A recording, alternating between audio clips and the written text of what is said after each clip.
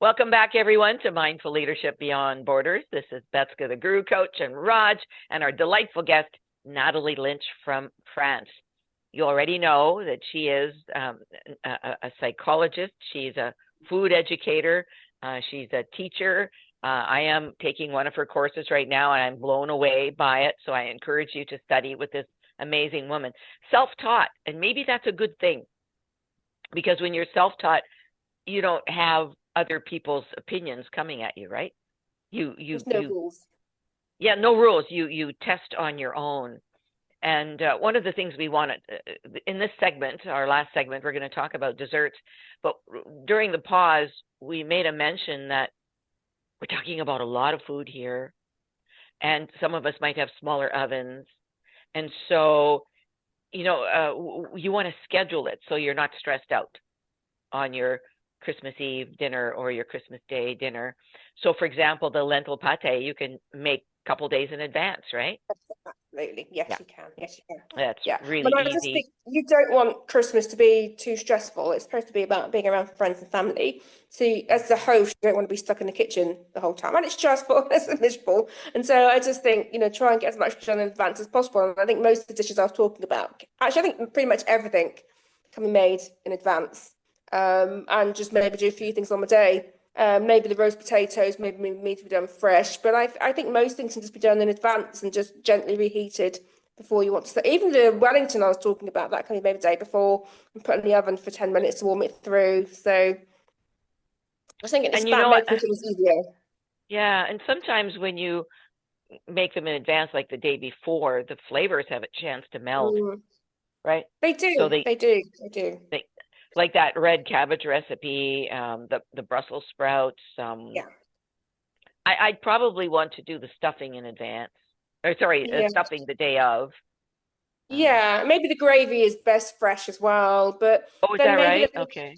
Well, you don't have to necessarily. It'll just go a bit thicker if you leave it, but you can just add some water and cook it through again. But I just think it's just nicer if you're not spending the whole day cooking and you just cook 2 or 3 things instead, because everything else is prepped in advance, and then you can actually enjoy Christmas.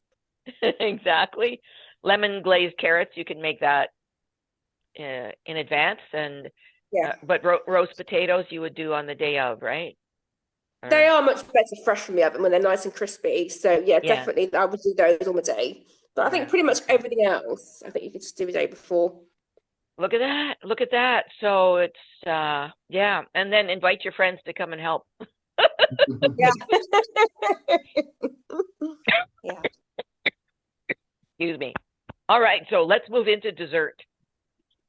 What do you recommend as some simple desserts? Or if you want to get sophisticated with us, Natalie, go ahead, because we're doing this all the way through these podcasts. So what would you recommend for dessert?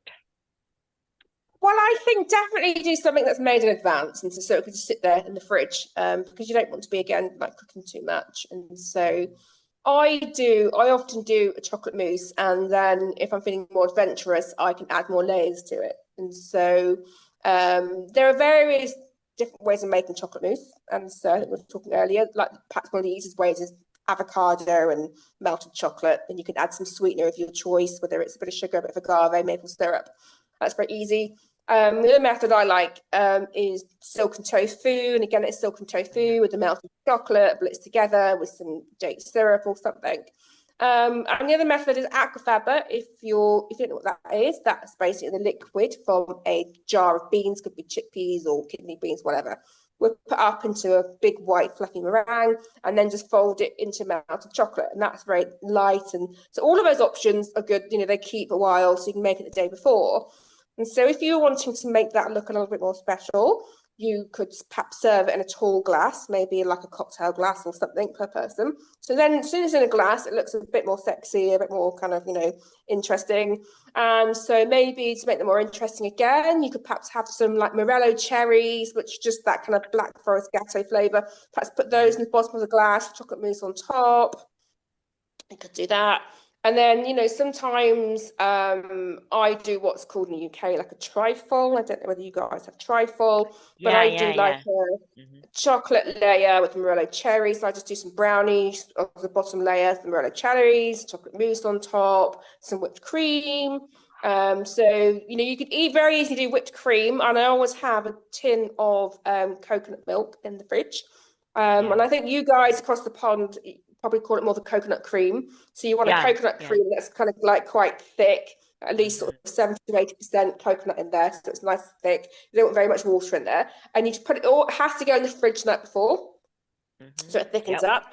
And the next day you just take it out. You leave any remaining liquid you leave in the can, and it whips up just like whipped cream. You can even pipe it. So you whip it up, perhaps add a little bit of vanilla extract to it, and a little bit of icing sugar to it. And that can go on top of your chocolate mousse with a sprinkle of your brownie on, or a meringue cherry on.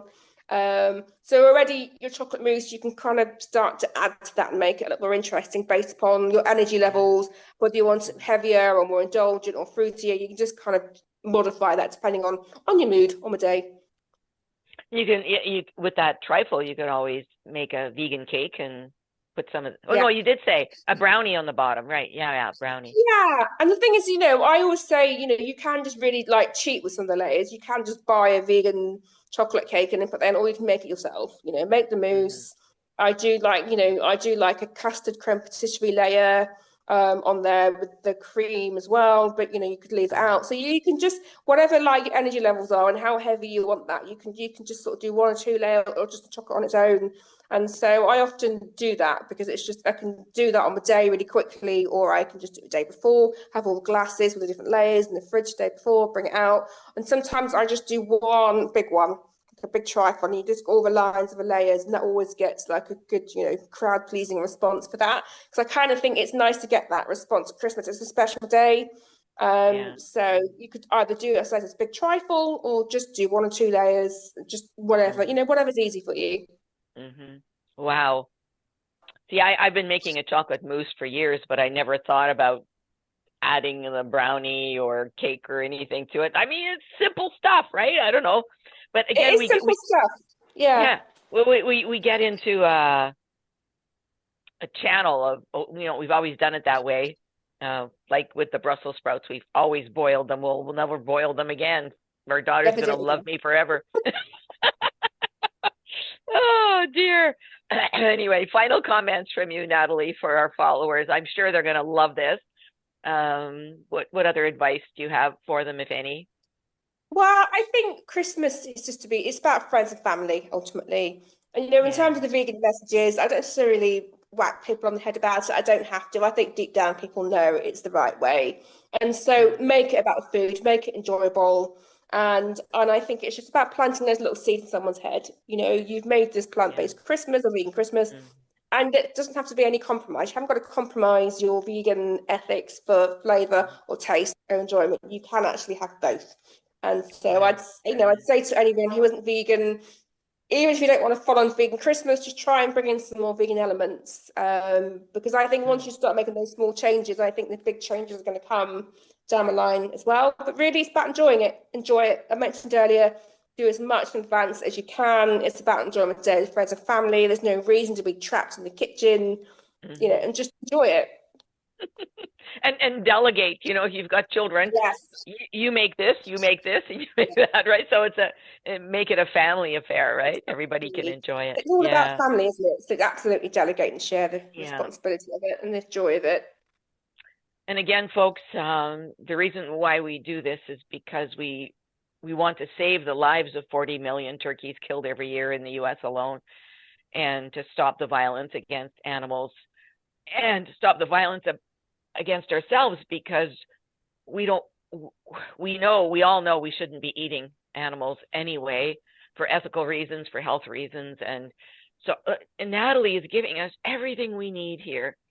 So we encourage you to go to her website for her in-person classes, lizchevalblanc.net, and for her online courses, theindulgentvegan.com. And you can buy her Christmas ebook. And when you write to her, Natalie at theindulgentvegan.com, you can ask her to send you her recipe for lentil pate. She'll be happy to do that. So thank you, folks, for joining us. Thank you, Natalie. You've made my Christmas just by being here today. So Chef Betska and Chef Raj. Thank you. and Chef Natalie. Raj and I got her special hats just for you today, Natalie. So Yeah, I couldn't find a hat, I'm afraid. So I'm sorry to let the team down. no, it's okay. You've got the apron. We're good to go. Yeah. Yes. So thank you very much again, folks. And if you, God bless you. And please go and check out Natalie's websites. See you soon. Bye for now. And Merry Christmas. Thank you. Merry Yeah, Christmas. Merry Christmas. Merry Christmas.